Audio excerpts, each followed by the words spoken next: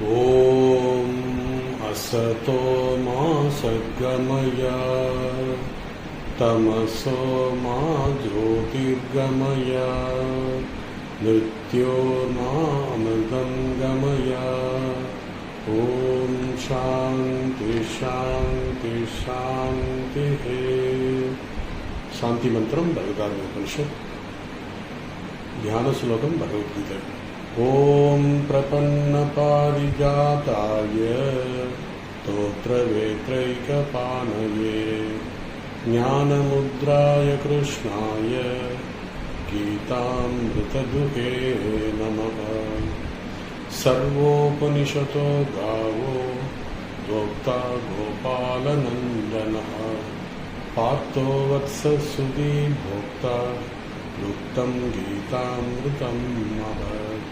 वसुदेवसुतं देवं कंसचाणूरमर्दनं देवकी परमानन्दं कृष्णं वन्दे जगद्गुरुं।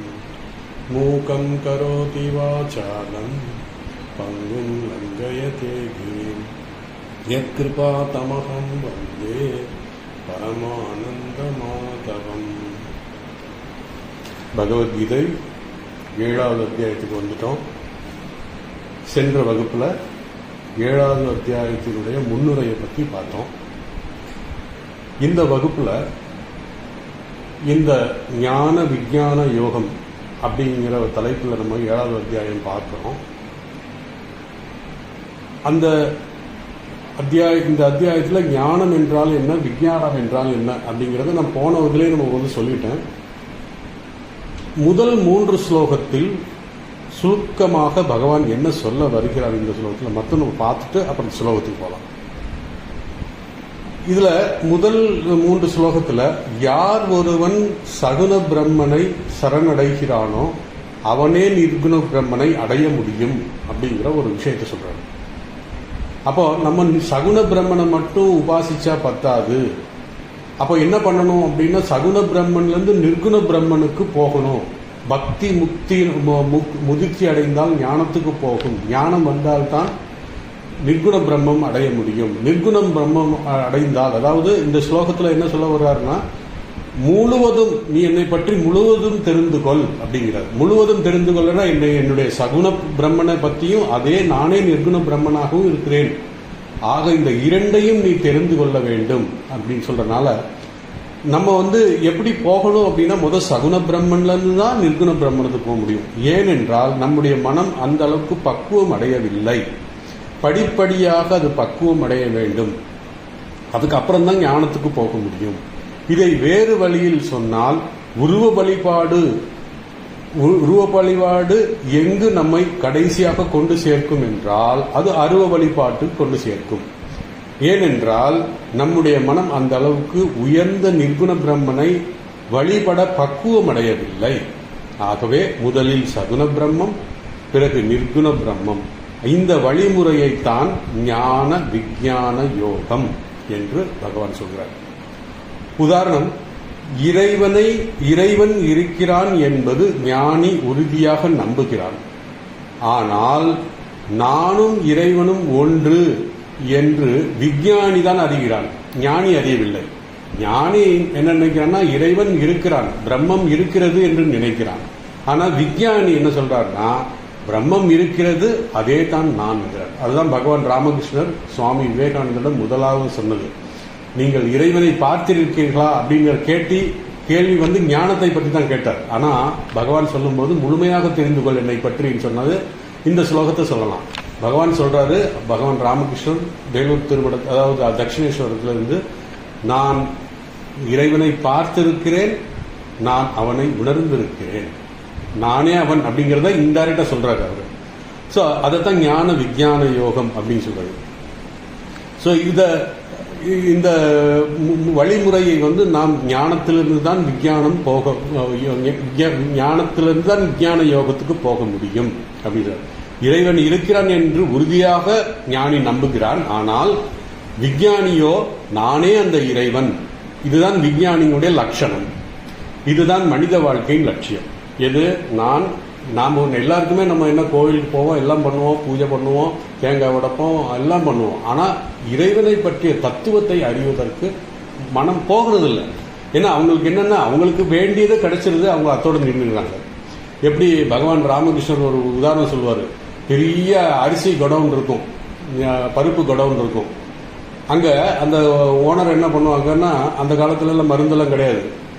என்ன பண்ணுவாங்கன்னா அந்த பருப்பு அல்லது அரிசியோடைய குடவுனுக்கு கடைசியில் அதாவது அந்த அதை சுற்றி கொஞ்சம் பொரியும் இது சர்க்கரை ரெண்டையும் கலந்து வச்சுட்டு போயிடுவாங்க. ஸோ இந்த வர்ற எறும்பு அல்லது என்ன பண்ணும் அப்படின்னா, எறும்பு என்ன பண்ணணும்னா அந்த சர்க்கரையோடு இருக்கிற பொரியை போய் சாப்பிட்டு போயிடும். அதுவே அது போயிடும். அப்போ இந்த விலை உயர்ந்த இந்த பருப்போ அரிசியோ விட்டுட்டு போயிடும். அதுபோல நம்முடைய மக்கள் என்ன பண்ணுறாங்கன்னா, பகவான் கோயிலுக்கு போகிறாங்க, கும்பிட்றாங்க. என்ன எனக்கு வேலை வேணும், நல்ல மனைவி வேணும், பணம் வேணும், இப்போ சொத்து வாங்கணும், அதை வாங்கணும், இதைத்தான் நம்ம நினச்சிட்டு இருக்கோம். நம்ம அடுத்த ஸ்டெப்புக்கு போகிறதில்ல. காரணம் என்னென்னா நம்முடைய மனம் அதிலே மயங்கிடுது அப்படின்னு சொல்கிறார். அதனால தான் எத்தனையோ சாதகர்கள் இருந்தாலும் ஒருவன் இருவர் தான் என்னை அடைகிறார் என்று பகவான் சொல்கிறார். அது 22வது அத்தியாயத்தில் 29வது ஸ்லோகத்தில் ரொம்ப அழகாக சொன்னார். ஆச்சரியபட்ச வசதி கட்சிதேனம் ஆச்சரியவத் வததி ததைவ சான்ய ஆச்சரியவச்சைனம் அந்நிய சுனோதி சுத்வா ஏனம். அதை தெரிந்து கொண்டு கேட்டவன் கேட்கிறான், பார்க்கிறான், எல்லாம் பண்றான். ஆனா அது புரிந்து கொள்ள முடிவதில்லை. காரணம் அந்த அளவுக்கு அவருடைய மனம் ஒன்றுபடையவில்லை அப்படின்னு சொல்றாரு. ஸோ இந்த அதனால இந்த பகவான் சொல்றாரு, ஆன்மீக பாதையில் பல சாதகர்கள் இறைவனை என்னை அடைய வேண்டும் என்று முழு நம்பிக்கை இருந்தாலும் மிக சில சாதகர்கள் மட்டும்தான் என்னை வந்து அடைகிறார்கள். இந்த உயர்ந்த ஆன்மீக அனுபூதியை பெறுகிறார்கள். அது மிக மிக மிக குறைவு. லட்சக்கணக்கில் அப்ளை பண்ணி ஒருத்தனுக்கு வேலை கிடைக்கிற மாதிரி தான் இங்கே இதை தான் சொல்றாரு. மேலும் இந்த அத்தியாயத்தில் பகவான் வந்து சாங்கியா பிலாசபியோட கம்பேர் பண்றாரு. அதாவது பொதுவாக கீதையை என்ன சொல்லுவாங்கன்னா, சாங்கிய பிலாசபி பேஸ் பண்ணி இருக்கும் அப்படின்னாரு. அது எப்படி பேஸ் பண்ணி இருக்குங்கிறதையும் நம்ம சொல்றோம். இந்த சகுண பிரம்மனையும் நிர்குண பிரம்மனையும், அதாவது இறை தத்துவம் பிரம்ம தத்துவத்தை ரெண்டாக பிரிக்கிறார். கீதையில பகவான் ரெண்டு அம்சமாக பிரிக்கிறார். ஒன்று வந்து பராபிரகிருதினா நிர்குண பிரம்மம், இன்னொன்று வந்து அபரா பிரகிருதி. அகரா பிரகிருதினா இந்த உலகம், இந்த இதெல்லாம் சொல்றாரு. ஆக ஒரே பிரகிருதி தான் பரா பிரகிருதி அபரா பிரகிருத்தின்னு பேர் வச்சுருக்காரு. பிரகிருத்தின்னு கூட சொல்ற தத்துவம், பரா தத்துவம், இது அபரா தத்துவம் அப்படின்னு வச்சுக்கலாம். ஸோ இந்த நிர்குண பிரம்மம் அப்படிங்கிறது பரா பிரகிருதி, உயர்ந்த இயல்பு உடையது, உயர்ந்த தன்மை உடையது. ரெண்டாவது அபரா பிரகிருதிங்கிறது சாதாரண இயல்பு உடையது. அபரா பிரகிருதி வந்து 9 வகையாக பிரிக்கலாம். அதாவது எப்படின்னா 9 வகைன்னா பஞ்சபூதம் ஆகாசம், வாயு, அக்னி, ஆபக தண்ணி, பிருத்திவி, பூமி ஆக 5. அதுக்கப்புறம் மனம், சித்தம், ஞானம். அதாவது மனம், சித்தம், புத்தி, அகங்காரம் ஆக என்னாச்சு 5 + 4 9. இந்த அபரா பிரகிருதி அதாவது சாதாரண இயல்புடைய அந்த பிரகிருதி 9 வகையாக பிரிக்கப்பட்டிருக்கிறது. இதனுடைய விளக்கம் தான் இந்த ஸ்லோகத்தில் சொல்லப்படுறாரு. இப்போ நம்முடைய பாரத தேசத்துல பல வகையான தத்துவங்கள் இருந்திருக்கு. அதாவது ஸ்கூல் ஆஃப் பிலாசபி அப்படின்னு சொல்லுவாங்க. இதுல முக்கியமா சாங்கியா பிலாசபி. இந்த சாங்கியா பிலாசபில நாம் ஒரு விஷயத்தை மனதில் வைத்துக் கொள்ள வேண்டும். கிருஷ்ணர் அவதாரத்துக்கு முன்பு பல வகையான தத்துவ பள்ளிகள், அதாவது ஸ்கூல் ஆஃப் பிலாசபி நம்முடைய பாரத தேசத்தில் இருந்திருக்கிறது. உதாரணமாக சாங்கியா, நியாயா, வைசேசிகா, சார்வர்கா, இப்படி ஒரு 6 ஸ்கூல் ஆஃப் பிலாசபி இருந்திருக்கு. இந்த வகையான தத்துவ பிரிவுகள் நம்முடைய இந்த வகையான தத்துவவாதிகள் இந்த உலகத்தையும் இறைவனையும் தனி மனிதனுடைய தன்மையை, இயல்பை அறிவதற்காக இந்த ஸ்கூல் ஆஃப் பிலாசபி எல்லாம் பயன்படுத்தியிருக்காங்க. இதுல முக்கியமா என்னன்னா சாங்கியா பிலாசபி, சாங்கிய தத்துவவாதிகள். இந்த நிலையில் அவங்க சாங்கிய பிலாசபில இறை தத்துவத்தை 2ஆக பிரிக்கிறார்கள். இந்த முதலாக புருஷன் பிரகிருதி அப்படிங்கிற ஒரு கான்செப்ட் வந்து சொன்னது சாங்கியா பிலாசபி கபில முனிவர் தான் இந்த சாங்கிய பிலாசபியை எஸ்டாப்ளிஷ் பண்ணுவார். அவர் சொல்றாரு புருஷன் பிரகிருதின்னு 2ஆ பிரிச்சுட்டாரு. அப்புறம் என்ன சொல்றாருன்னா, இந்த 2ம் ஆதி அந்தமற்றது அப்படிங்கிற ஒரு விஷயத்தை சொல்றாரு. ஆதி அந்தம்ன்றது நோ பிகினிங் நோ எண்டு அப்படின்னு சொல்லிட்டாரு. அப்புறம் என்ன சொல்றாருன்னா, இந்த ரெண்டும் ஆதி அந்தமற்றதாக இருந்தாலும் எதிர்மறையானது அப்படிங்கிறது. அதாவது இது ஒரு மாதிரி இருக்கும், அது ஒரு மாதிரி இருக்கும் அப்படிங்கிற 3 விஷயத்த சொல்றாரு. முதல் விஷயம் என்ன சொல்றாரு, புருஷன் பிரகிருதிங்கிறதையும், ரெண்டாவது ஆதி அந்தம்ங்கிறதையும், மூணாவது இந்த பிரகிருதி புருஷன் ரெண்டும் ஒரே இதா இருக்கும், அதாவது எதிர்மறையாக இருக்கும் என்று விஷயம் சொல்றாரு. அப்புறம் இந்த பிரகிருதி புருஷன் சேரும் பொழுதுதான், ஒன்றாகும் போது, ஐக்கியமாகும் போதுதான் இந்த படைப்பு இது தொடங்குகிறது. படைப்புன்னா இந்த சிருஷ்டி தொடங்குகிறது. அதற்கு பிறகுதான் காத்தல், அதுக்கப்புறம் அழித்தல், இப்படி தொடங்குகிறது. ஸோ பகவான் கிருஷ்ணரின் அவதாரத்தில் இதெல்லாம் வந்து சாங்கிய பிலாசபியில இப்படி வருது. ஆனா பகவான் கிருஷ்ணர் அவதாரத்துக்கு பிறகு இந்த தத்துவத்தில், இந்த பிரகிருதி புருஷனுங்கிற தத்துவத்தில் ஒரு சின்ன மாற்றத்தை உண்டுகிறார்.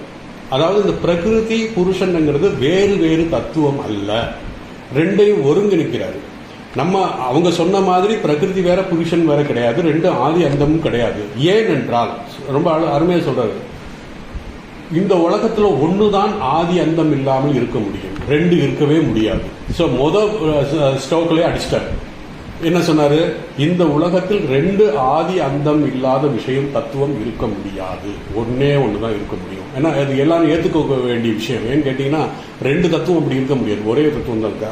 அதான் கிருஷ்ணர் சொல்றாரு, இந்த உலகத்தில் ஒரே தத்துவம் தான். அப்ப இந்த புருஷன் பிரகிருதி எப்படி நீங்க பிரிப்பீங்க அப்படின்னு சொல்றதுக்கு என்ன சொல்றாருன்னா, உயர்ந்த இயல்பு உடைய பிரம்மம் நிர்குண பிரம்மம், சாதாரண இயல்பு உடைய பிரம்மம் சகுண பிரம்மம். அதை அப்படி பிரிச்சுறாரு.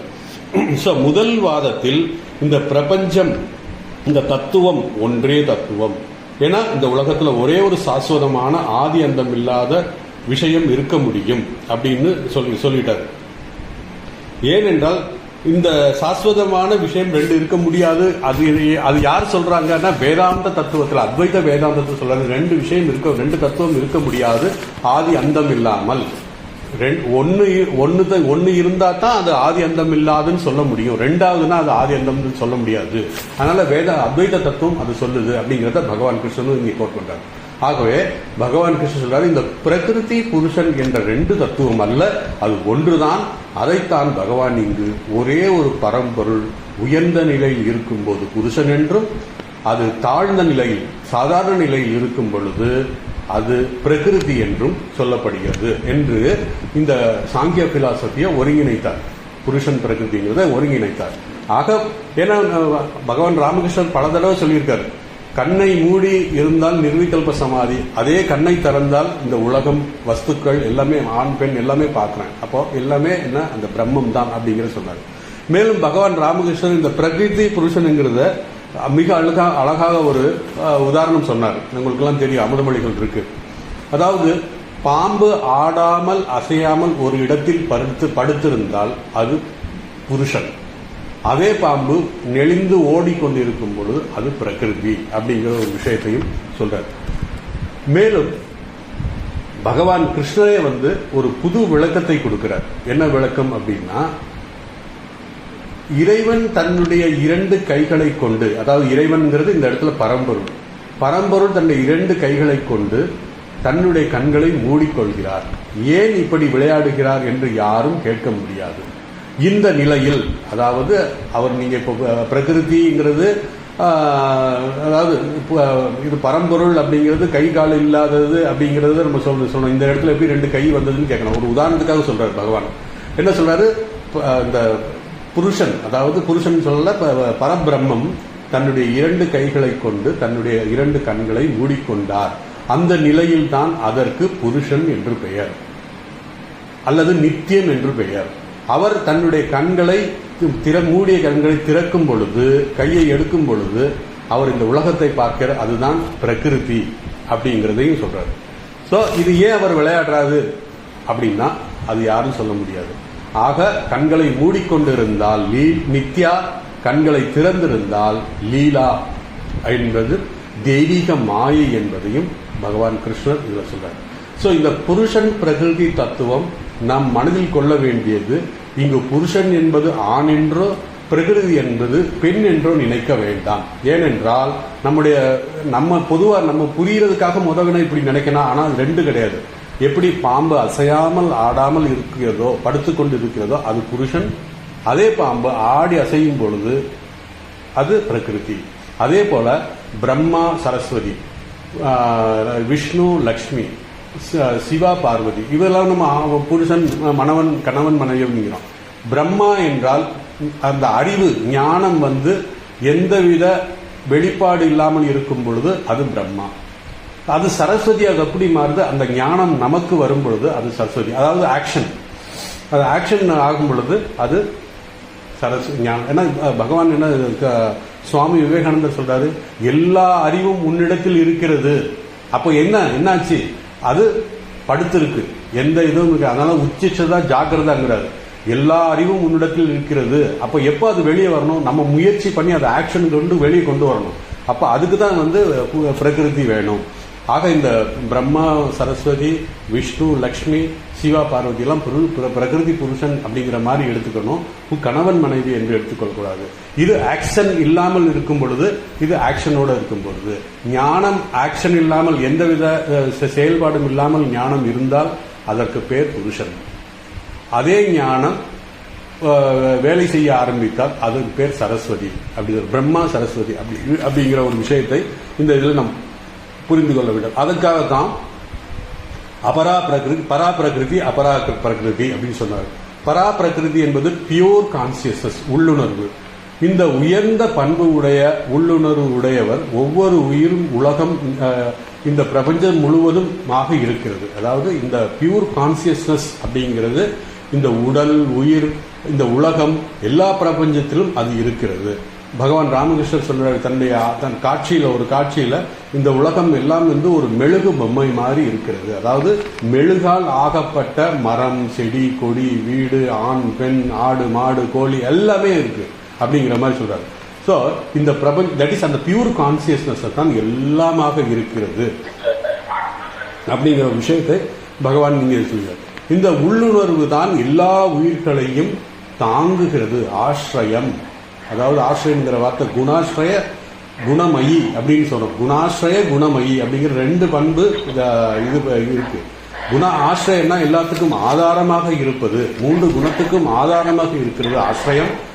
மைங்கிறது அதே குணமாக இருக்கிறது. அது மாதிரி இந்த இடத்துல இந்த பியூர் கான்சியஸ்னஸ், இந்த உள்ளுணர்வு தான் ஆதாரமாக எல்லா உயிர்களுக்கும் இருக்கிறது. இந்த உள்ளுணர்வு என்றும் மாறாதது, வரையறுக்க முடியாதது, எல்லையற்றது. இது சுதந்திரமானது இந்த உள்ளுணர்வு அப்படிங்கிறதை சொல்றாரு. அதுக்கப்புறம் அபரா பிரகிருதி. அபரா பிரகிருதி சாதாரணமான பிரகிருதி, அதாவது கீழான பிரகிருதி. இதற்கு எதிர் ஏதோ சத்தம் வந்துகிட்டே இருக்கு, யாரோ கொஞ்சம் ஆஃப் பண்ணுங்க.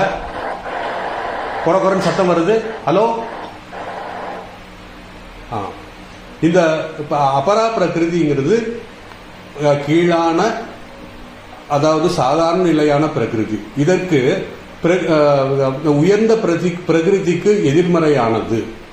இது மாறக்கூடியது, உள்ளுணர்வு அற்றது, ஒரு குறிப்பிட்ட வரையறுக்குள் இருக்கக்கூடியது. இவ்வாறு இந்த உயர்ந்த பிரகிருதி அது எப்பொழுதும் இந்த உயர்ந்த பிரகிருதியே சார்ந்திருக்கும். ஆக இந்த கீழான பிரகிருதி மேலான பிரகிருதிக்கு எதிர்மறையாக இருக்கும். மேலான பிரகிருதிங்கிறது புருஷன் என்று சொல்லலாம், அல்லது பரபிரம்மம் சொல்லலாம். கீழான பிரகிருதியை பிரகிருதின்னு சொல்லலாம், அல்லது சகுன பிரம்மம்னு சொல்லலாம். உங்களுக்கு புரியறதுக்காக சொல்றேன். ஸோ இந்த சகுன பிரம்மன் சொல்லலாம். ஸோ இது இந்த பிரம்மம் கீழான பிரகிருதி எப்பொழுதும் அந்த மேலான பிரகிருதியை, மேலான புருஷனை சார்ந்து இருக்கும், பரபிரம்மனை சார்ந்து இருக்கும். அப்படி இது தனியாக இருக்க முடியாது. ஏனென்றால் இது ஒரு ஜடத்தன்மை கொண்டது. ஆகவே இந்த பரம்பொருள் இறைவனிடமிருந்து வந்த ஒரு, அதாவது இந்த பிரகிருதி பரா பிரகிருதி பரா பிரகிருதி என்பது அந்த பரம்பொருள் தான். அந்த பரம்பொருள் மேலான இயல்பில் இருக்கும்போது, மேலான தன்மையில் இருக்கும்போது பரா பிரகிருதி என்றும், கீழான தன்மையில் இருக்கும்போது அபரா பிரகிருதி என்றும் சொல்கிறது. ஸோ இந்த பரம்பொருளே இறைவனிடமிருந்து இந்த உலகமாக, உயிராக, பஞ்சபூதமாக, இந்த உள்ளுணர்வாக நாம் செய்கின்ற ஜபம் தியானமாக இருக்கிறது. ஆக மொத்தம் ஜீவன், ஜெகத் எல்லாமே அந்த பரம்பொருள். பரம்பொருள் என்றால் அந்த உள்ளுணர்வு தான் ஆதாரமாக இருக்கிறது. ஆகவேதான் இந்த பஞ்சபூதம் உள்ளுணர்வோடு, அதாவது இந்த பஞ்சபூதம் இந்த உள்ளுணர்வு எதை சார்ந்திருக்கிறது? அந்த பரம்பொருளை சார்ந்திருக்கிறது. இறைவன் தான் தலைவன், அவனுடைய கட்டுப்பாட்டில் தான் எல்லாமே இருக்கிறது. அவன் அருளால் தான் இந்த உலகம் படைக்கப்பட்டிருக்கிறது. அதன் காரணத்தால் தான் எல்லா உயிர்களும் இறைவனை சார்ந்தே இருக்க முடியும். இறைவனை சார்ந்துதான் இருக்க முடியும். ஆக இந்த அத்வைத தத்துவத்தை, இந்த பிரகிருதி புருஷனை பற்றி மிக அழகாக இங்கே பகவான் சொல்கிறார். எனக்கு ஒரு சின்ன இது வந்தது. நான் சென்ற வாரம் ரமண மகரிஷியினுடைய அக்ஷர மணமாலை அப்படிங்கிற ஒரு இதை பார்த்தோம். உங்களுக்கு தெரியும், நீங்க எல்லாரும் பார்த்துருக்கீங்க.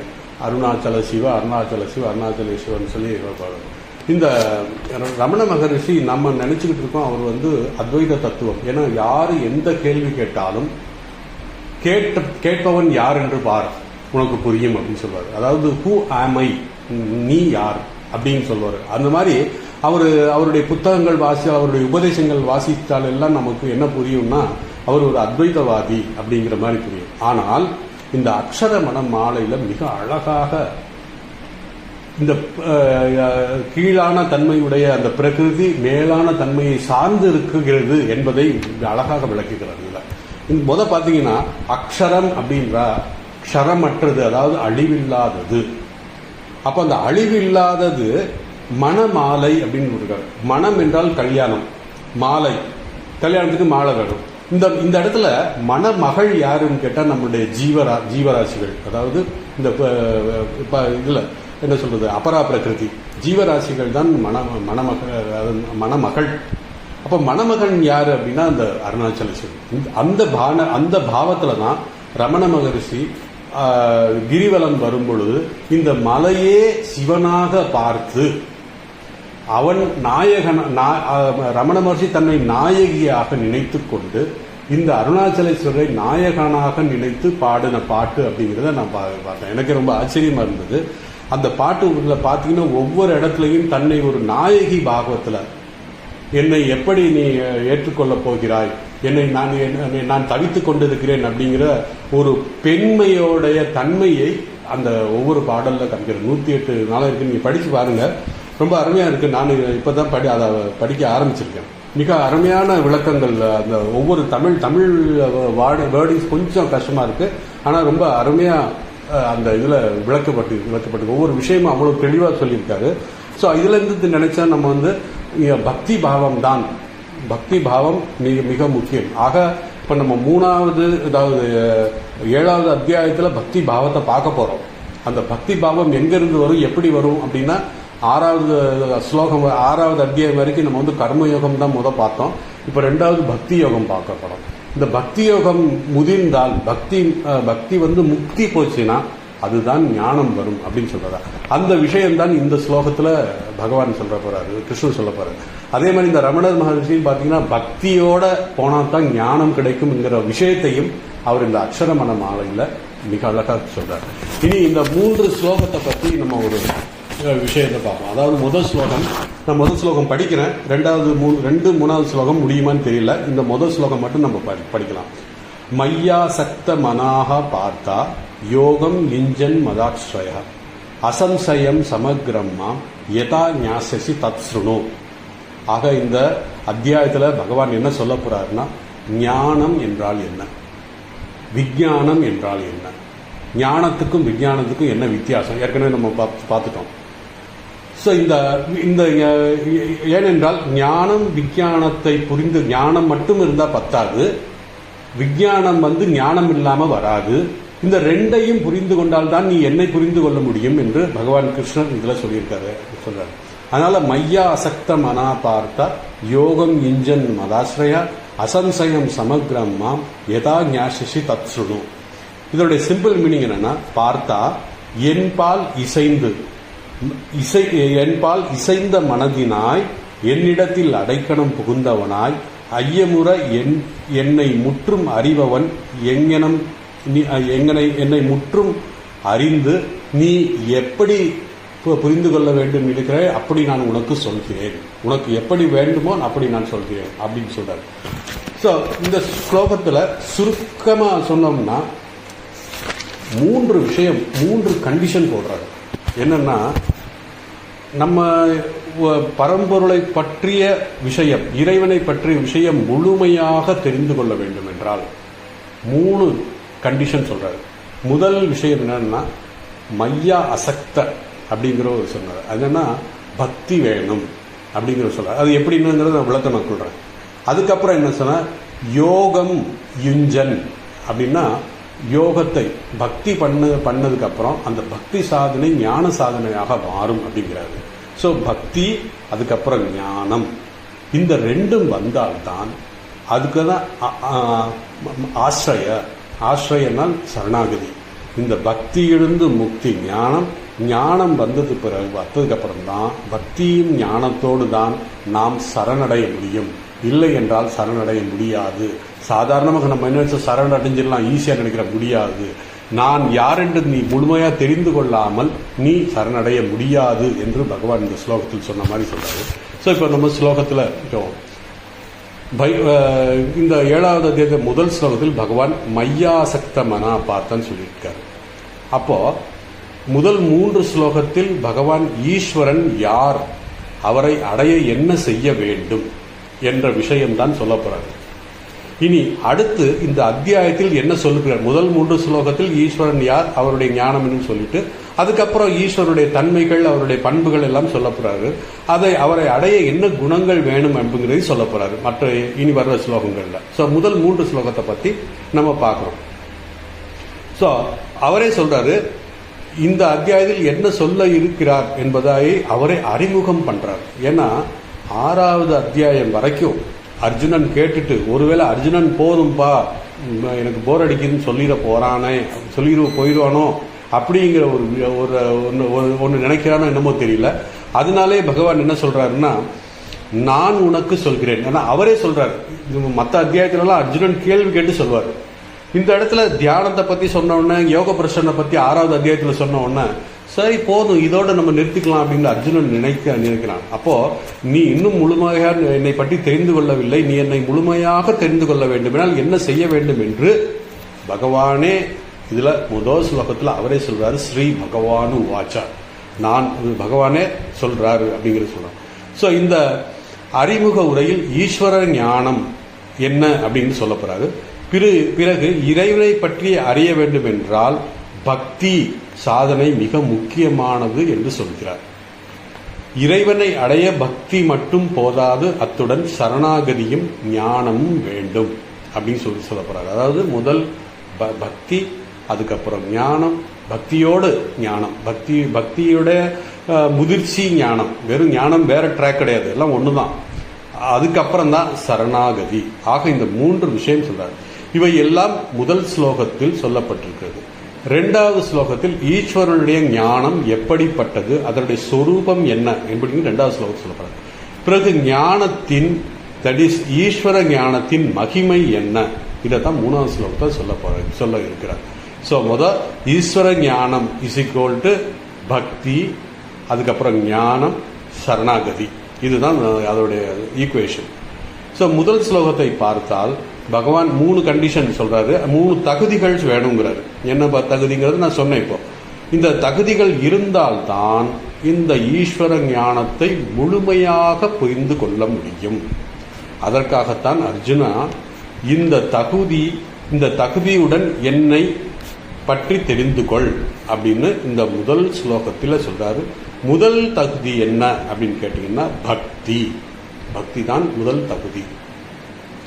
இந்த ஸ்லோகத்தில் பார்த்தீங்கன்னா மையாசக்த, மைங்கிறது ஒரு வார்த்தை, ஆசக்த அப்படிங்கிற ஒரு வார்த்தை, 2ஐயும் சேர்த்து மையாசக்த அப்படின்னு சொல்றாரு. இந்த மையாசக்த அப்படின்னா, அசக்த என்றால் மயி, ஆசக்த என்றால் என்னை மறவாத மனம் உடையவனாக, என்னுடைய தத்துவத்தை தெரிந்து கொள். அதாவது என்ன சொல்லுவாங்கன்னா, பகவான் ராமகிருஷ்ணன் சொல்றாரு, என்னை மறவாத அப்படின்னா இந்த ஃப்ளோ ஆஃப் ஆயில். ஒரு உதாரணமாக தண்ணி, நீங்கள் டேப்பை திறந்தீங்கன்னா தண்ணி வரும். ஆனால் அதோடைய ஃப்ளோ வந்து அந்த அளவுக்கு இருக்காது. ஆனால் ஒரு டின்ல இருந்து எண்ணெயை இன்னொரு சட்டியிலேயோ அல்லது பானையில் ஊற்றும் போது அந்த ஃப்ளோ ஒரே ஸ்பீடாக மாறவே மாறாது. இந்த டேப் தண்ணி திறந்தோடனே வரும், டக்குன்னு மூணு நின்று போயிடும். இது அப்படி கிடையாது, கொஞ்ச நேரம் ஆகும், டைம் ஆகும், இது உடனே நிற்காது. அது மாதிரி இந்த ஃப்ளோ வந்து ஒரே தான் இருக்கும்.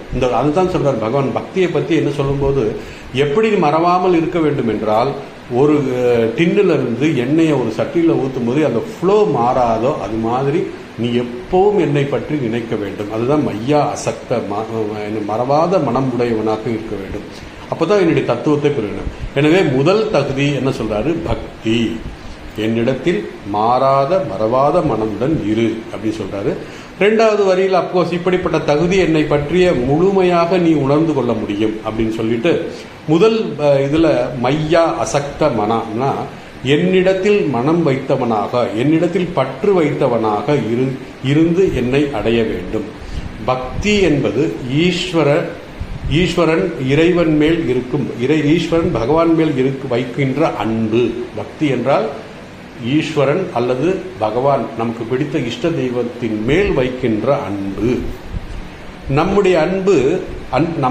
நம்முடைய அன்புக்கு பாத்திரமாக ஈஸ்வரன் இருந்தால் அதற்கு பெயர்தான் பக்தி. பகவான் மேல் வைக்கும் அன்புக்கு பெயர் பக்தி. ஆனால் நம்முடைய சொந்தக்காரர்களிடம், நம்முடைய குழந்தைகளிடம், நம்முடைய மனைவி மக்களிடம் வைக்கின்ற அன்பு பக்தி அல்ல, அதுக்கு பேர் பாசம். ஸோ பாசத்துக்கும் அன்புக்கும் வித்தியாசம் இருக்கு. பாசம் நம்மை பந்தப்படுத்தும், பக்தி நம்மை இறைவனிடம் கொண்டு செல்லும். பக்தியின் மூலம் நமக்கு ஞானம் கிடைக்கும் அப்படின்னு சொல்றாரு. ஸோ இந்த ரெண்டுக்கும் பொருள் புரிந்து கொள்ள வேண்டும். என்ன, பாசத்துக்கும் பக்திக்கும் பொருள் புரிந்து கொள்ளும். பகவான் சொல்கிறார், அர்ஜுனா, உன்னுடைய அன்புக்கு விஷயமாக நான் இருந்தால் அதுவே உன்னுடைய அறிவுக்கு ஞானத்துக்கு விஷயமாவேன். அதனாலதான் சொன்னேன், இந்த அன்பு நம்மை ஞானத்தை கொண்டு போய் வைக்கும். ஆனால் அந்த அன்பு, சோ கால்டு அந்த அன்பு, பாசம் நம்மளை பற்றுல கொண்டு போய் நிற்கும் அப்படின்னு சொல்றாரு. ஸோ இந்த அறிவு அப்படின்னு சொல்ற. அப்புறம் மையா அசக்த மனாகா பார்த்தா, என்னிடத்தில் இங்கு என்னிடத்தில் நீ பக்தி செய்வாய். இந்த அன்பு பக்தி உன்னை ஞானம் அறிவு எப்படி கொண்டு போகும். எப்படின்னா நம்ம நினைக்கிறோம் இந்த வார்த்தைகள் எல்லாம் பார்த்தீங்கன்னா அன்பு, பக்தி, அறிவு, மன ஒருமைப்பாடு, ஆனந்தம், இதெல்லாம் வேற வேற வார்த்தைன்னு நினைக்கிறோம். கிடையாது. எல்லாமே சின்கரனைஸ் பண்ணி பார்த்தீங்கன்னா யாரிடம் அன்பு இருக்கிறதோ அங்குதான் பக்தி இருக்கும். பக்தி இருந்தால்தான் அந்த அந்த அந்த பக்தி செய்கின்ற அந்த விஷயம், பக்திக்கு விஷயமாகின்ற விஷயத்தில் நமக்கு அறிவு வரும்.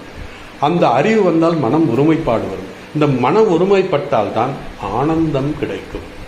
ஆக இந்த அன்பு, பக்தி, அறிவு, மன ஒருமைப்பாடு, ஆனந்தம் வேறு வேறு வார்த்தையாக இருந்தாலும் எல்லாம் ஒன்றுதான். இந்த இங்கு பக்தி என்பது மனதில் இருப்பது, அதாவது மனதில் இயல்பாக இருப்பது. அர்ஜுனன், உன்னுடைய மனதில் முழுவதுமாக என்னிடத்தில் வை,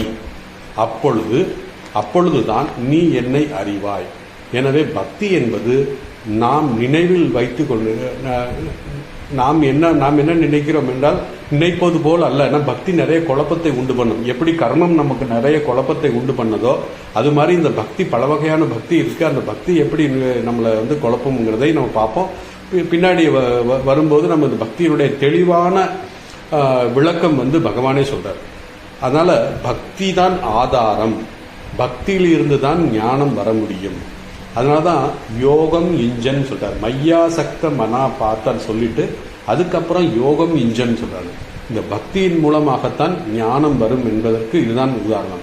ஸோ ஞானத்தில் யோகம் இன்ஜன்னா ஞானத்தில் ஈடுபட்டு கொண்டவனாக இரு.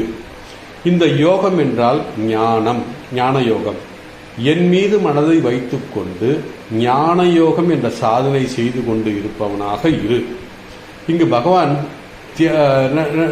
முதலில் பக்தி என்றும், நமக்கு என்ன தகுதிங்கிற தேவையான தகுதிகள் என்னன்னா, முதலில் பக்தி என்றும், பிறகு ஞானம். வெறும் பக்தி மட்டும் இருந்தால் பத்தாது, அந்த பக்தி முழுமை அடைந்தால்தான் ஞானம் கிடைக்கும். அதனால பக்தியோடு நின்று விடக்கூடாது. அப்படி முழுமையாக, அதாவது பக்தியோடு நின்றுட்டா அந்த பக்தி ஆரம்ப நிலையில் இருக்கிறது என்றுதான் பொருள். அது முதிர்ச்சி அடையவில்லை என்றுதான் சொல்லணும் நம்ம. ஆகவே பக்தி முக்தி அடைந்தால்தான், முதிர்ந்தால்தான் ஞானம். இனி ஞான யோகம் என்றால் என்ன என்று, ஈஸ்வரனை பற்றிய அறிவு, அதாவது ஈஸ்வரனை பற்றிய அறிவு, ஈஸ்வரனை அறிய செய்ய வேண்டிய நிதித்தியாசன தியானம், அதைத்தான் சாதனைங்கிறார். ஸோ பகவான் சொல்கிறார், முதலில் என் மேல் அன்புவை, பிறகு என்னை பற்றி தெரிந்து கொள்ளும் சாதனை, அதான் ஞான யோகம், அதான் நிதித்தியாசன தியானம், சாதனை செய் அப்படிங்கிறார். நம்மில் பல பேர் பக்தி செய்வார்கள், ஆனால் அவர்கள் அத்தோடு அங்கேயே நின்று விடுவார்கள். அவர்கள் அதற்கு மேல் எதுவுமே பண்ண மாட்டாங்க. ஏன்னு கேட்டீங்கன்னா அவங்களுக்கு தெரியாது. காரணம், அந்த மாயை சக்தியால் அவங்களுக்கு அடுத்த கட்டத்துக்கு போக மாட்டாங்க. ஸோ அதனால பக்தியோடு நின்று கோயிலுக்கு போறது, பூஜை செய்வது, யாகம் பண்றது, யஜ்யம் பண்ணது, தன்னதானம் பண்றது எல்லாம் சரிதான். ஆனால் எதற்காக பண்ணுகிறோம் என்றது ஞானம் வேணும்.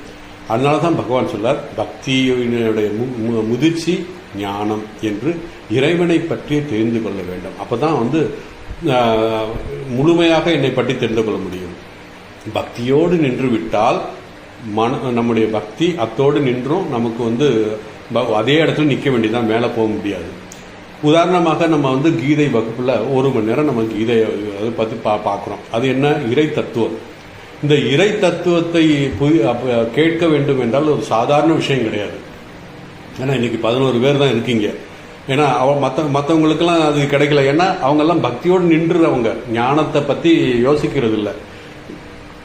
ஞானம்ங்கிறதுனா இறை தத்துவம், இறை தத்துவத்தை பற்றி சிந்திப்பது தான் ஞானம். அதைத்தான் நம்ம கீதையில நம்ம படிக்கிறோம். ஏன்னா நம்ம அடுத்த ஸ்டேஜுக்கு வந்துட்டோம்னு அர்த்தம். அதனாலதான் 1 மணி நேரம் நமக்கு கீதா கிளாஸ் கேட்பது என்பது ஒரு பெரிய விஷயம். நான் அப்புறம் என்ன நினைக்கிறேன்னா, அனைவரும் நம்மளா போன ஜென்மத்தில் யோக பிரஷ்னா இருந்திருக்கணும். அப்பதான் இந்த விஷயமெல்லாம் உட்கார்ந்து 1 மணி நேரம் கேட்க முடியும். யோக பிரஷ்னா இருந்தால் தான் இதெல்லாம் பண்ண முடியும். எனவே பகவான் சொல்கிறார், என்னிடத்தில் அன்பு மட்டும் போதாது, என்னை பற்றி முழுமையாக நீ தெரிந்து கொள்ள வேண்டும் என்றால் ஞானம் வேண்டும். அதைத்தான் யோகம் யுஞ்சன் அப்படின்னு சொல்றாரு. ஆக பக்தி பார்த்தாச்சு, ஞானம் பார்த்தாச்சு. யோகம் யுஞ்சன்கிற விஷயத்துல என்னை பற்றிய தத்துவத்தை நீ தெரிந்து கொள்ள வேண்டும், அதை அறிய வேண்டும், அதற்குத்தான் அறிவு வேண்டும். அதுக்கப்புறம் மத் ஆஸ்ரய, என்னையே அடைந்தவனாக இரு. இந்த சரணாகதி என்பது சாதாரணமாக வராது. அதை பற்றிய விளக்கம் நம்ம அப்புறம் பின்னாடி வரும்போது பார்ப்போம். இந்த ஸ்லோகத்தில் முதல் வரிசையில் என்னிடத்தில் அன்பு செலுத்தி என்னை யார் என்று தெரிந்து கொண்டு என்னிடம் சரணடை. ஆக என்னிடத்தில் பக்தி செய்து கொண்டு என்னை யார் என்று அறிந்து என்னை சரணடை என்கிறார். சரணாகதி என்பது இறைவனை சார்ந்து இருத்தல். சார்ந்து இருத்தல் அப்படின்னா, உதாரணமாக நாம் ஒரு பொருளை அடைய வேண்டும் என்றால் அந்த பொருளை சார்ந்து இருக்க வேண்டும். ஒரு கர்மம், ஒரு வேலை செய்கிறோம் என்றால் அந்த கர்மத்தை சார்ந்ததாக இருந்தால்தான் அந்த கர்மத்தை நாம் செய்ய முடியும். ஏன்னா நம்ம இப்ப சம்பாதிக்கணும், அப்ப என்ன பண்ணணும்? வேலைக்கு போகணும். வேலைக்கு போனா அந்த வேலையை சார்ந்து இருந்தால்தான் நாம் அந்த வேலையை பற்றி தெரிந்து கொண்டு வேலையில நம்ம வேலை செய்ய முடியும். அப்ப நமக்கு சம்பளம் கிடைக்கும். அதுதான். அதே போல சில பேர்கள் தவம் யஜ்யம் எல்லாம் செய்வாங்க. ஏன்னா அந்த தவம் யஜ்யத்தை சார்ந்து இருந்தால் அவர்களுக்கு அந்த சக்தி கிடைக்கும், தவ சக்தி கிடைக்கும் அப்படிங்கிறதுக்காக அதை சார்ந்து இருக்கிறார்கள். இவ்வாறு ஒன்று அடைய வேண்டும் என்றால் அவன் பல விஷயங்களை சார்ந்து இருந்தால்தான் அவனால் அந்த விஷயத்தை அடைய முடியும் அப்படிங்கிறது சொல்றாரு. ஸோ நான் பகவான் என்னை சார்ந்துன்னு சொல்றதுக்கு இவ்வளவு விளக்கம் கொடுக்கிறார். என்னை சார்ந்து இருந்தால்தான் என்னை பற்றி நீ தெரிந்து கொள்ள முடியும். இங்கு பகவான் சொல்கிறார், நீ எதையோ சார்ந்து இருக்கிறாய், ஆனால் என்னை சார்ந்து இல்லை. அதனாலே அர்ஜுனா, நீ என்னை சார்ந்திரு, மையா அசக்த.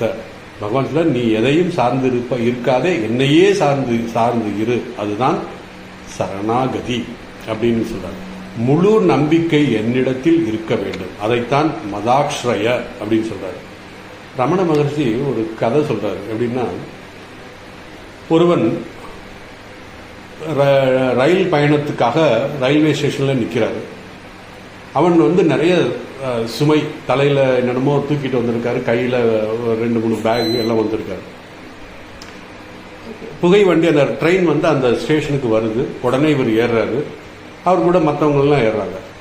இந்த ஏறின மனுஷன் தான் தலையில வைத்திருந்த சுமையையும் கையில் வைத்திருந்த சுமையும் கீழே இறக்கல, அப்படியே கையிலேயே வச்சுக்கிட்டு தலையில சுமந்துட்டு ட்ரெயின்ல உட்காந்துருக்காரு. அப்ப பக்கத்துல இருந்தவர் என்ன சொல்றாரு, எதுக்கு நீங்க எல்லாம் தலையில சுமந்து விட்டுருக்கீங்க, எல்லாம் கீழே வைங்க, எல்லாம் கீழே வைங்க. ஏன்னா உங்களை சுமக்கின்ற இந்த புகைவண்டி, இந்த ட்ரெயின், இந்த உங்களுடைய சுமையையும் சுமக்கும் அப்படின்னு சொல்றாரு. அப்போ என்ன சொல்றாருன்னா, அந்த இந்த உன்னுடைய எப்படி சுமக்கும் எப்படின்னு சொல்லும்போது அவர் சொல்றாரு, அதனால அவர் இறக்கி வைங்க சொல்றாரு, இறக்கி வச்சிட்டாரு. அப்ப சொல்றாரு, நம்மை படைத்த இறைவன், இதுதான் மிக அருமையான தத்துவம். நம்மை படைத்த இறைவன் நம்முடைய சுமையையும், நம்முடைய சுமைனா நம்முடைய பிராரத்தம், நம்முடைய இன்ப துன்பம் எல்லாற்றையும் அவனே சுமப்பான் என்ற நம்பிக்கை நமக்கு வேணும். எப்படி இந்த ட்ரெயின் போற அந்த பேசஞ்சர் தன்னுடைய தலையில வச்ச சுமையை அந்த ட்ரெயின்ல இறக்கி வச்சிட்டானோ, அதே போலதான் நாம் பகவானிடம் இறக்கி வைத்து முழுமையாக அவரை சார்ந்து இருப்பதுதான் சரணாகதி. இந்த சரணாகதி வேண்டும் என்று சொல்றார். நாம் வாழ்க்கையில் இந்த உலகத்தில் ஏதாவது அடைய வேண்டும் என்றால் நாம் முயற்சி செய்தால்தான் அடைந்து விடலாம். ஆனால் ஈஸ்வரனை அடைய வேண்டும் என்றால் அது அவ்வளவு எளிதல்ல. இதற்கு பல நிபந்தனைகள் பகவான் சொல்கிறார். ஞானம் என்பதில் பல பண்புகள் இருக்கிறது. அதாவது என்ன சொல்றது, பல நிபந்தனைகள், 3 நிபந்தனைகள் தான் சொல்லியிருக்காரு பகவான். பக்தி, ஞானம், அதுக்கப்புறம் மதாஸ்ரய சரணாகதி. ஞானம் என்பதில் பல பண்புகள் இருக்கிறது. அதாவது இந்த ஞானம் வரணும், பக்தி முதிர்ச்சியானா தான் ஞானம் வரும்னு சொன்னேன். இந்த ஞானத்தை அடைய வேண்டும் என்றால் நமக்கு பல பண்புகள், நல்ல பண்புகள் வேண்டும். அந்த பண்புகள், குணங்கள் இருந்தால்தான் இந்த ஞானத்தை அடைய முடியும். அவை ஒவ்வொரு மனிதனுடைய அதாவது சம்ஸ்காரத்திலே சில பண்புகள் இருக்கத்தான் செய்யும். பண்புகள் இல்லைன்னு சொல்ல முடியல. நல்ல பண்புகள், தீய பண்புகள், 2 பண்புகள் இருக்கும். ஆனா பகவானுடைய ஞானத்தை அடைய வேண்டும் என்றால் பகவான் சொல்கின்ற சில பண்புகளை நாம் நம்முடைய பண்புகள் மாற்றிக்கொள்ள வேண்டும். அதாவது பகவான் சில ரொம்ப கஷ்டம்தான். ஏன்னா 12வது அத்தியாயத்தில் பக்தியை பற்றி சொல்லும்போது 26 பண்புகளை சொல்ல போறாரு.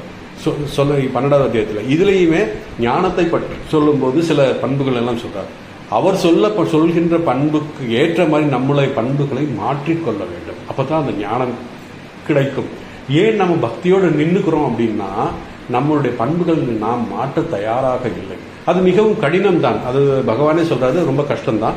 ஆனாலும் வேறு வழி இல்லை, மிக மிக கடுமையானது தான். ஏன்னா உடலிலே, மனதிலே சில பழக்க வழக்கங்கள் இருக்கிறது. அது நம்முடைய சம்ஸ்காரத்தில் இருந்து வந்தவை. அவை மாறாது. அவை மாற்றினால்தான் நாம் சரணாகதி அடைய முடியும். இந்த மாற்றும் முயற்சி பல இடங்களில் நமக்கு தோல்வியே தரும். அதில் எந்த சந்தேகமும் இல்லை. ஒன்றும் இல்லை. பகவான் சொல்றார், கோபப்படாதே அப்படிங்கிறார். நம்ம கோபப்படாமல் இருந்தால் எப்படி இருக்கும்? வீட்டில் வேலை செய்கிறாங்க, வேலைக்கு ஆள் இருக்காங்க, பல விஷயத்தில் நம்ம சில விஷயங்கள் நடத்த வேண்டியிருக்கு. அப்போது நீ அன்போடு நம்ம சொன்னால் அதுக்கு அவ்வளவு வெயிட் இருக்காத, மரியாதை இருக்குமா தெரியல. ஆனால் நம்முடைய ஃபேஸு, நம்முடைய டோன் மாற்றி பேசும்போது அப்போ வேலை நமக்கு நடக்கும். ஸோ அதனால் நமக்கு பகவான் சொல்கிற பண்புகளை நம்மளால் மாற்றிக்க முடியுமா அப்படின்னா சில தோல்விகளைத்தான் தரும். ஆனால் கண்டிப்பாக பகவான் சொல்கிறாருன்னா காலப்போக்கில் அதுக்கு ஒரு நல்ல பலன் தரும் நமக்கு அப்படின்னு. ஸோ இந்த சரணாகதி என்ற பாவம் இருந்தால்தான் நம்முடைய குணங்கள், பண்புகள் மாற்றி இறைவனை அடைய முடியும். இந்த குணங்கள்லாம் மாறினாதான் நமக்கு சரணாகதியை அடைய முடியும். அந்த குணங்கள் ஞானத்தில் இருக்கு அப்படின்னு சொல்றாரு. ஸோ மதாஸ்ரய, அதாவது மதாஸ்ரயன்னா இந்த சரணாகதி அப்படின்னு சொல்ற. ஆக 3 பண்புகளை நம்ம பார்த்தோம், 3 நிபந்தனைகள் சொல்லிட்டார். அப்படி தகுதியாக இருந்தால்தான் நீ என்னை முழுமையாக அறிந்து கொள்ள, அதாவது இந்த 3 தகுதி இருக்கிறவன் தான் என்னை முழுமையாக அறிந்து கொள்ள முடியும். முழுமையாக என்னன்னா ஞானம், விஞ்ஞானம், இந்த 2ஐயும் சேர்ந்து என்னை அறிய முடியும். நீ எப்படி என்னை அறிந்து கொள்ள விரும்புகிறாயோ, யதா ஞாசிசி தத் ஸ்ருணு அப்படின்னு சொன்னார். அசம்சயம் சமக்ரம் மாம் யதா ஞாசிசி தத் ஸ்ருணு. அசம்சயம் என்றால் எந்தவித சந்தேகமும் இல்லாமல் அப்படின்னு சொல்லிட்டார். அதுக்கப்புறம் சமக்ரம், சமக்கிரம்னா எந்தவித சந்தேகம் இல்லாமல் நான் பக்தியை மட்டும் தெரிஞ்சுக்கிறேன் அப்படின்னு சொன்னா அது இன்கம்ப்ளீட். அதனாலதான் சமக்கிரம் சொன்னார். சமக்கிரம் என்றால் எந்தவித சந்தேகமும் இல்லாமல் முழுமையாக பக்தி, ஞானம், சரணாகதி இந்த மூன்றும் இருந்தால், முழுமையாக இருந்தால்தான் அப்போ மாம் என்னை பற்றி யதா நீ எப்படி என்னை பற்றி நீ எப்படி புரிந்து கொள்ள வேண்டும், நிர்குணமாக வேணுமா சரி, சகுணமாக வேணுமா சரி, இஷ்ட தெய்வமாக வேணுமா சரி, எப்படி வேணாலும் நான் உனக்கு சொல்றேன் அப்படிங்கிற மாதிரி பகவான் சொல்றாரு. சோ அப்படி உனக்கு எல்லாம் நான் சொல்கிறேன். அதாவது அசம்சயம் சமக்ரம் மாம் யதா ஞாசசி தத் ஸ்ருணு. யதா என்றால் எந்த விதத்தில் ஞாசசி நீ எப்படி தெரிந்து கொள்ள வேண்டும் நினைக்கிறாயோ அப்படி. ஸ்ருணு என்றால் கேட்கிறேன். நீ அதாவது நான் உனக்கு சொல்கிறேன் அர்த்தம், கேளுன்னு அர்த்தம். அப்படி நான் உனக்கு ஈஸ்வர தத்துவத்தை பற்றி சொல்ல போகிறேன், அதை நீ கேள். ஸ்ருணு அப்படிங்கிறார். இங்கே ஸ்ருணு என்பதிலிருந்து என்ன புரிகிறதுனா, அர்ஜுனனுடைய முழு கவனமும் தன்னிடத்தில் கொண்டு வர வேண்டும் என்றால் என்ன பண்ணணும்? ஸ்ருணு. ஆனா நம்ம பார்த்திருக்கோம், ஸ்கூல்ல கிளாஸ் டீச்சரா இருந்தவங்களுக்கு தெரியும்.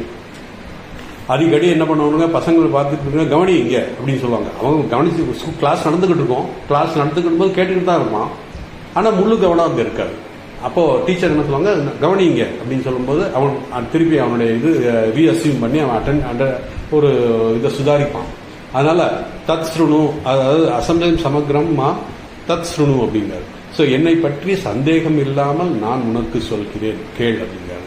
ஞாசசி என்றால் கேள், சமக்ரம் என்றால் முழுமையாக, என்னை பற்றி முழுமையாக தெரிந்து கொள்.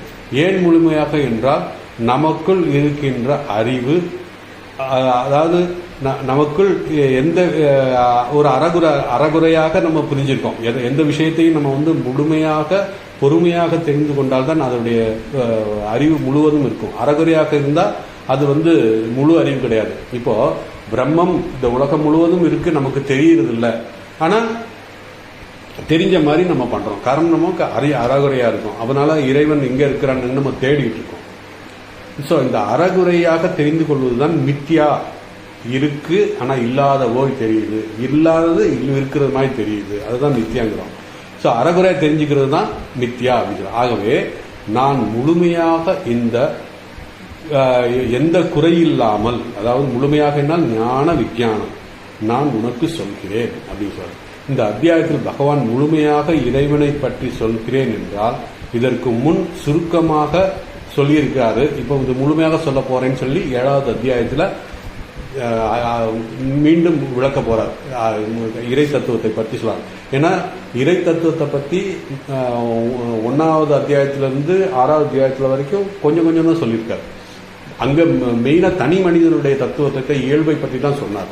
அதனால இங்க இறைவனுடைய தத்துவம் முழுமையாக நான் சொல்கிறேன் என்று பகவான் ஆரம்பிச்சிருக்கார். சோ இந்த சாஸ்திரம் சொல்கிறது இறைவன் இருக்கிறான், பிரம்மம் இருக்கிறது, அந்த பிரம்மம் ஞானஸ்வரூபம், எங்கும் நிறைந்தவன், அழியாதது, சத்தியமானது, பூரண ஞானம் உடையது, அழிவற்றது, ஆதி அந்தமற்றது, இந்த பல விஷயங்கள் நமக்கு இந்த சாஸ்திரம் நமக்கு சொல்கிறது. அதே பிரம்மத்துடன் மாயா என்ற ஒரு சக்தியும் இருக்கிறது. இந்த ரெண்டும் சேரும் பொழுதுதான் நமக்கு அறகுறை விஷயம், இந்த மாயையினால்தான் நமக்கு அறகுறையா நமக்கு அது புரிந்து கொள்ள முடிகிறது. அப்போ நமக்கு எல்லா கான்ட்ராவர்சியும் வரும். சோ பிரம்மத்துடன் மாயா என்ற சக்தி இருக்கிறது. இந்த பிரம்மம் மாயா ரெண்டும் சேர்ந்தால் அதைத்தான் ஈஸ்வரன் என்ற தத்துவம் சொல்கிறார். இது ஏற்கனவே நம்ம 4வது அத்தியாயத்திலே பார்த்துட்டோம்.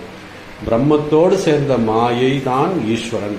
பிரம்மத்தை மாயை விளக்கிய பிரம்மம் தான் பரபிரம்மம். அதாவது ஈஸ்வரனிடமிருந்து அந்த மாயை நீக்கிவிட்டால் அதுதான் பரம்பொருள் அப்படிங்கிறதை நம்ம விவரமா இதுல பார்த்துட்டோம். எங்க 4வது அத்தியாயத்துல அஜோபிசன் அவ்யயாத்மா பூதானாம் ஈஸ்வரோபிசன் பிரகிருதிம் சுவாம் அதிஷ்டாய சம்பவாமி ஆத்ம மாயையா என்று சொன்னார். அஜோபின்னா பிறக்காதவன், ஆனால் மாயையோடு சேர்ந்து பிறப்பது போல தோன்றுகிறது. அவ்யயம் ஆனால் மாறக்கூடியது, மாறாதது. அவ்வியம் என்றால் மாறாதது, எந்த மாற்றமும் இல்லாது. ஆனால் மாயையுடன் சேர்ந்து நாம் பிறக்கிறோம், இறக்கிறோம், வளர்கிறோம், எல்லாமே நமக்கு தெரிகிறது. ஸோ இப்படி இந்த மாயையோடு சேரும் பொழுதுதான் நமக்கு நிறைய மிஸ் அண்டர்ஸ்டாண்டிங், அரைகுறை தெரியுது. ஸோ மாயை என்பது ஈஸ்வருடன் எப்பொழுதும் இருக்கும். இந்த மாயை இந்த மாயை விளக்க முடியாத சக்தி. அந்த ஈஸ்வரன் அருளால் தான் இந்த மாயை விளக்க முடியும். ஈஸ்வரனோடு சேர்ந்த மாயை தான் சகுன பிரம்மம் என்றும் அழைக்கலாம். அதாவது குணத்துடன் கூடிய பிரம்மம் தான் ஈஸ்வரன் அல்லது மாயா அப்படின்னு சொல்லலாம். இந்த ஈஸ்வரர் இந்த குணங்களை பத்தி நமக்கு ஏற்கனவே பார்த்திருக்கோம். பிரம்மத்தோடு சேர்ந்த மாயை தான் ஈஸ்வரன் அப்படின்னு சொல்றோம். இந்த ஈஸ்வரனிடமிருந்து மாயை விலக்கிவிட்டால் அதுதான் பிரம்மம் என்பதையும் நாம் பார்த்துட்டோம். ஸோ இந்த மாயா என்பதுதான் நமக்கு பந்தப்படுத்துகிறது. அந்த மாயா பந்தப்படுத்துவதற்கு என்ன காரணம் என்றால் 3 குணங்கள் இருக்கிறது. அந்த 3 குணம் நம்மை பந்தப்படுத்துகிறது. 3 குணங்கள் என்ன நமக்கு ஏற்கனவே தெரிஞ்சதுதான். தமோகுணம், ரஜோகுணம், சத்வகுணம். சத்வகுணமும் நமக்கு பந்தம்தான். ஏனென்றால் சத்வகுணம் நமக்கு சுகத்தையும் ஞானத்தையும் தரும். ஸோ அந்த சுகமும் ஞானம் வந்தால் நம்ம அதுக்கு போக முடியாது. அதனாலதான் நம்ம மதாஸ்ரய, என்னை சரணடைய வேண்டும் சொன்னார். அப்போ ஈஸ்வரனுடைய அருள் இல்லாமல் நாம் அந்த சுகமான அந்த சத்துவகுணத்திலிருந்து விடுபட முடியாது. ஸோ அவருடைய கருணை இருந்தால்தான் நாம் அடுத்து அந்த சத்துவகுணத்தில் இருந்து சரணாகதி அடைய முடியும். அதுதான் ஈஸ்வரன். அதாவது அதனாலதான் இதுல நம்ம கண்டன பாடும்போது யுகல சரண அப்படின்னு ஒரு வார்த்தை வரும். யுகல சரண என்னன்னா, இந்த மாயையிலிருந்து நாம் தப்பிக்க வேண்டும் என்றால் ஒரே வழி இந்த திருப்பாதங்களை, பகவானுடைய திருப்பாதங்களை சரணடைய வேண்டும் அப்படின்னு சொல்றாங்க. இந்த 3 குணங்கள் அவ்வளவு சக்தி வாய்ந்தது. அந்த குணங்களை தாண்டி போக வேண்டும் என்றால் இறைவன் அருள் வேண்டும். இறைவன் அருள் என்றால் நமக்கு அந்த சரணாகதி தான். ஏன்னா இறைவன் அருள் பகவான் ராமகிருஷ்ணன் சொல்ற மாதிரி எப்பொழுதும் அந்த காத்து அடிச்சுக்கிட்டு இருக்கு. ஆனா நமக்கு தகுதி இல்லை, அதை பிடிக்க முடியல. நம்ம காற்று அடிச்சுக்கிட்டு இருக்கு, கண்ணாடியெல்லாம் கதவெல்லாம் மூடிக்கிட்டு இருந்தா எப்படி காத்து உள்ள வரும்? கதவை திறந்தா தான் வரும். கதவை திறந்தால் காத்து உள்ள வரும். அது மாதிரி நம்ம அந்த சக்தியை அந்த இதை பெறுவதற்கு நாம் சரணாகதியை அடைய வேண்டும், சரணம் அடைய வேண்டும் அவரிடம். அப்பதான் நமக்கு அவருடைய அருள் கிடைக்கும். அதனாலதான் ஈஸ்வரன் மாயாசகித பிரம்மம் அப்படின்னு சொல்லுவோம். ஈஸ்வரனை மாயாசகித பிரம்மம் அப்படின்னு அர்த்தம். மாயை இல்லாமல் இருந்தால் அதைத்தான் நிர்குணம் அப்படின்னு பார்த்தோம். ஆகவே இந்த 2 தத்துவம், சகுன பிரம்மம், நிர்குண தத்துவம் என்பது 2 தத்துவத்தை நாம் புரிந்து கொள்வதுதான் சமக்ரம்.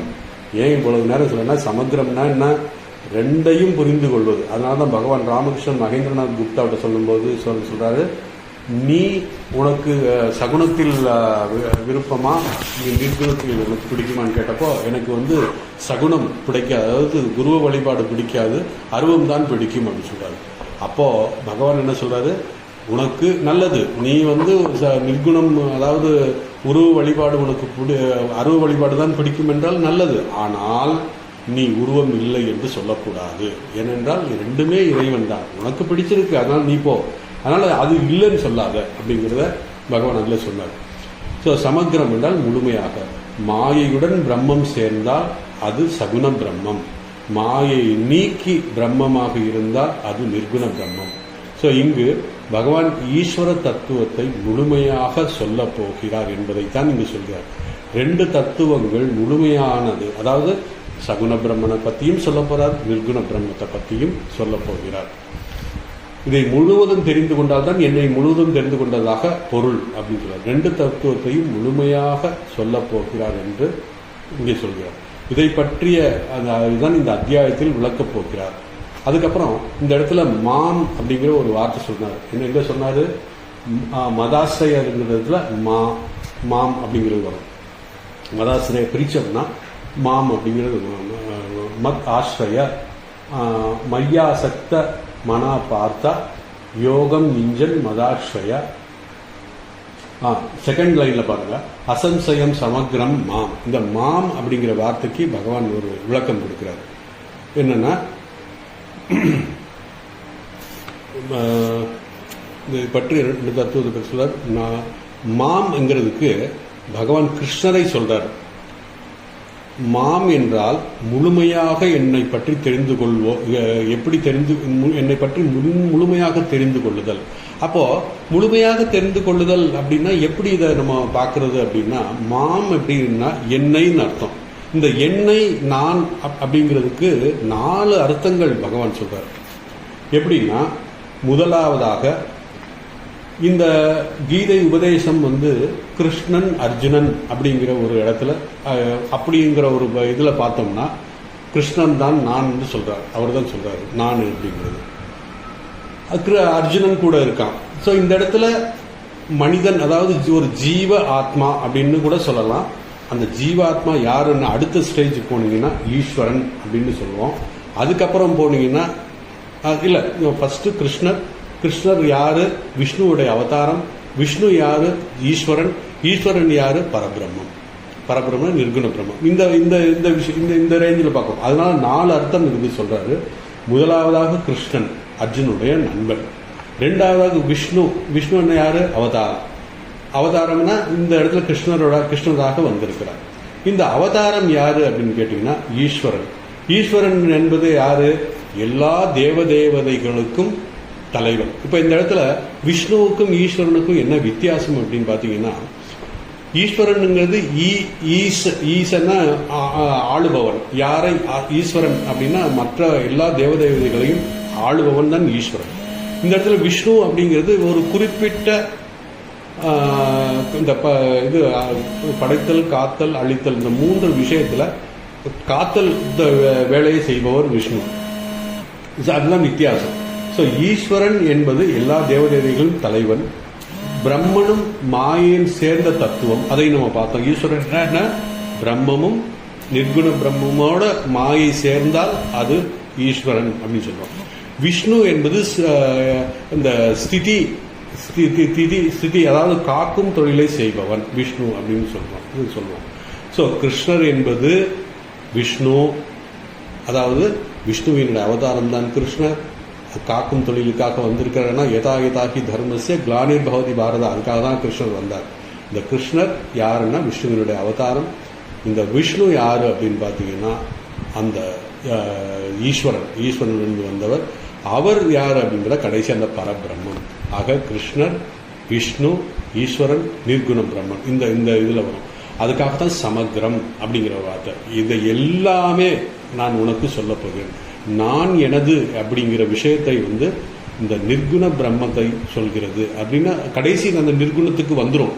நிர்குணத்துக்கு அதான் வரும். ஸோ நிர்குண பிரம்மம் தான் நான் எனது என்று சொல்கிறார். இது எந்த இடத்துல கிருஷ்ணன் நான் என்னை அப்படின்னு சொல்றாரோ அதுக்கேற்ற மாதிரி நம்ம பொருள் கொள்ள வேண்டும். எனது நான் என்பதில் ஒவ்வொரு இடத்துல ஒவ்வொரு பாவத்தில் பேசுவார். அதை எப்படி நாம் பொருள் கொள்ள வேண்டும் அப்படிங்கிறதையும் அவர் சொல்றாரு. ஏன்னா உதாரணம் பார்த்தோம்னா அமுதமொழிகளை நான் பல இடத்துல சொல்லியிருக்கேன், இது நீங்களும் படிச்சிருப்பீங்க. அனுமானிடம் ராமர் கேட்டார், நீ என்னை எப்படி பார்க்கிறாய் என்று. தேக புத்தியா தாசோகம், நான் இந்த உடல் என்று நினைக்கும் பொழுது நான் உங்களுக்கு சேவகனாக இருக்கிறேன். ஜீவபுத்தியா துவம்சம் அப்படிங்கிற, அதாவது நான் ஜீவாத்மா என்ற அறிவிலோடு பேசும் பொழுது உங்களுடைய அம்சம் என்று நான் பார்க்கிறேன். ஆத்ம புத்தியா துவேவாகம், அதாவது நீயே நான் அப்படிங்கிற மாதிரி நான் பார்க்கிறேன். இதைத்தான் நம்ம சொல்றாரு. நம்ம எப்படி இந்த கிருஷ்ணர், விஷ்ணு, ஈஸ்வரன், பிரம்மம் அப்படிங்கிறாங்க. நம்ம எந்தெந்த பாவத்தில் இருக்கோமோ அந்தந்த பாவத்தில் இருக்கும்போது பகவான் ஒவ்வொரு இடத்துல சொல்வார் அப்படின்னு. ஸோ இந்த இதைத்தான் முழுமையாக சமக்ரம் மாம் அப்படிங்கிறதை பகவான். அதுபோல இந்த இடத்தில் இதை பொருள் எப்படி கொள்ள வேண்டுமோ அப்படி நாம் அதை பொருள் கொள்ள வேண்டும் அப்படின்னு சொல்றாரு. அப்படி எடுத்துக்கொள்ளும் பொழுதுதான் இந்த ஸ்லோகத்தினுடைய இது நமக்கு முழுமையாக புரியும். அதான் இந்த மத்து என்று சொல்றாரு. அதாவது மையாசக்த மனபதம் மதாஸ்ரயா அப்படிங்கிறது எண்ணெய் என்பது இந்த நிர்குண கிருஷ்ணரிலிருந்து நிர்குண பிரம்மம் வரைக்கும் சேர்ந்து என்னை தெரிந்து கொள், முழுமையாக தெரிந்து கொள் அப்படின்னு சொல்றாரு. இதை சகுன பிரம்மன், நிர்குண பிரம்மன் எல்லாத்தையும் சேர்ந்து நீ என்னை தெரிந்து கொள்ளினால்தான் உனக்கு முழு ஞானம். அதுதான் இந்த அத்தியாயத்தினுடைய ஞான விஞ்ஞான யோகம் அப்படிங்கிறார். இதனால்தான் சமக்ரம் மாம் என்னை பற்றிய முழுமையாக தெரிந்து கொள். அறகுறையாக தெரிந்து கொள்ளாத, அது அரைகுறையான கொண்டால் உனக்கு தவறான பாதையை கொண்டு போகும் அப்படின்னு சொல்றாரு. ஹே அர்ஜுனா, கடைசி சொல்றாரு, ஹே அர்ஜுனா, நீ என்னை பற்றி முழுமையாக தெரிந்து கொள்ள வேண்டும் என்றால் என் மீது பக்தி கொண்டவனாகவும் என்னை பற்றிய ஞானம் கொண்டவனாகவும் என்னை சரணடைந்தால்தான் நான் முழுமையாக என்னை பற்றி நீ தெரிந்து கொள்ள முடியும் அப்படின்னு சொல்லிட்டு, இதுக்கு சுருக்கமாக ஒரு விஷயம் சொன்னேன்னா, இந்த நாமதேவருடைய கதையை உங்களுக்கு அடிக்கடி நான் சொல்லியிருக்கேன். நாமதேவர் எப்படி ராமேஸ்வரம் வந்தார் அப்படின்னு சொல்லி, அதாவது கர்மம், முதல் அத்தியாயத்தில் கர்மம் என்ன, கர்மம் செய்யும்போது நமக்கு என்ன கிடைக்கும், கர்மத்தினுடைய பலன் கிடைக்கும். கர்மனுடைய பலன் என்ன, சொர்க்கம், அது மாதிரி கிடைக்கும். இப்போ அடுத்த ஸ்டேஜ் என்ன வருது அப்படின்னு கேட்டிங்கன்னா, எனக்கு எதுவுமே வேணாம், எனக்கு சாஸ்வதமான வாழ்க்கை, சாஸ்வதமான ஒரு இது வேணும் அப்படிங்கும்போது தான் பிரம்மத்தில் வர்றோம். ஸோ இந்த நாமதேவருடைய கதை பார்த்தீங்கன்னா, அவருடைய நண்பர்கள், அவருடைய சேர்ந்து எல்லாமே என்ன பண்ணோம், காசியிலேருந்து ராமேஸ்வரத்துக்கு வர்றாங்க, ஜலம் எடுத்துகிட்டு வர்றாங்க, காசி கங்கை தீர்த்தம் எடுத்துட்டு வர்றாங்க. அவங்களுடைய அந்த வேண்டுதலை முழுமையடைவதற்காக சொல்றாரு. அப்போ என்ன, என்னுடைய ஒரு சில ஆசைகள் இருக்கிறது, அந்த ஆசையை நிவர்த்தி செய்ய வேண்டும் என்றால் கர்மம் செய்கிறாங்க, ஜலத்தை எடுத்துட்டு அங்கேருந்து வராங்க, நடந்து வரும்போது வரணும்னா ஒரு இதில் ஆசையோடு, அதாவது பக்தி, கர்மத்திலிருந்து அது பக்தி வருது. அதாவது பகவானிடம் நான் இதை சமர்ப்பிக்க வேண்டும், அதாவது இந்த கங்கா ஜலத்தை வச்சு நான் அபிஷேகம் பண்ணணுங்கிற அவர் ஆசையோடு வர்றாங்க. ஆசையோடு வரும்போது பக்தி வந்துடுது. அதுக்கப்புறம் அந்த பக்தி ஞானம் எப்படி வருதுன்னா, மற்றவங்களுக்குலாம் வரல. நாமதேவர் என்ன பண்ணாரு, வழியில வந்துகிட்டு இருக்கும்போது ராமேஸ்வரம் பக்கத்துல ஒரு 1/2 கிலோமீட்டருக்கு முன்னாடி ஒரு கழுதையை பார்க்கறாரு. அந்த கழுதை தண்ணி தாகத்துல, அந்த வெயில், மே மாசம் வெயில்னால அந்த இதுல தண்ணி இல்லாம அது கிட்டத்தட்ட சாகும் தருவாயில் இருக்கிறது. ஆனால் அதை பார்த்த ஞானதேவருக்கு மட்டும்தான், அதே ராமநாத சுவாமி தான் இந்த கழுதை ரூபத்தில் இருக்கிற அந்த ஞானம் வந்துருது. உடனே அவர் தான் எடுத்துக்கொண்டு வந்த அந்த கங்கா ஜலத்தை கொடுக்குறாரு. அந்த கழுதை அது குடிக்குது. மற்றவங்களாம் நினைக்கிறாங்க, என்னது பைத்தியக்காரர் மாதிரி, இன்னும் கொஞ்சம் அபிஷேகம் பண்ணிட்டான்னா உனக்கு எல்லா இதுவும் பலனும் கிடைக்குமே, நீ இவ்வளவு நாள் நடந்து வந்த எல்லா பலனும் கிடைக்குமே அப்படின்னு சொல்லும்போது அந்த ஞானம், ஏன்னா அவங்கெல்லாம் அந்த பக்தியோடு நின்றுட்டாங்க. ஞானதேவருக்கு மட்டும்தான் அந்த ஞானம் கிடைச்சது. ஏன்னா அவரை பற்றி முழுமையாக தெரிந்து கொள்ளணும். எப்படி இந்த நிர்குண பிரம்மே இந்த உலகமாக, ஜீவராசியாக, ஆடுமாடியாக வந்திருக்கிறார் என்பதை அதுதான் முழுமையாக தெரிந்து கொண்ட ஞானம். அதை நாமதேவர் அந்த கதையில நமக்கு சொல்ற மாதிரி. ஆக நாம் பக்தியோடு மட்டும் நிற்காமல் ஞானமும் அடைந்து இறைவனின் தத்துவத்தை புரிந்து கொண்டு அதன் மூலமாக அவனை சரணடைந்தால்தான் நாம் முழுமையாக இறைவனை பற்றி தெரிந்து கொள்ள முடியும். அதைத்தான் இந்த அத்தியாயத்தில் ஞான விஞ்ஞான யோகம் என்று சொல்கிறார். மணி 12:02 ஆயிடுச்சு. 2வது ஸ்லோகம், 7வது அத்தியாயத்தில் 2வது ஸ்லோகம், 3வது ஸ்லோகம் அடுத்த கிளாஸ்ல பார்ப்போம். ஓம் வசுதேவசுதம் தேவம் கம்சசானூரமர்த்தனம் தேவகி பரமானந்தம் கிருஷ்ணம் வந்தே ஜகத்குரும். நமஸ்காரம்.